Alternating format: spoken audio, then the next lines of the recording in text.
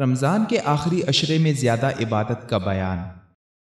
عن عائشة رضی اللہ عنہا قالت كان النبي صلى الله عليه وسلم إذا دخل العشر شد مئزره وأحيا ليله وأيقظ أهله۔ صحیح بخاری حدیث نمبر 2024۔ حضرت عائشہ رضی اللہ عنہا نے بیان کیا کہ جب رمضان کا آخری عشرہ آتا تو نبی کریم صلی اللہ علیہ وسلم اپنا تہبند مضبوط باندھتے، یعنی اپنی کمر پوری طرح کس لیتے، اور ان راتوں میں آپ خود بھی جاگتے اور اپنے گھر والوں کو بھی جگایا کرتے تھے۔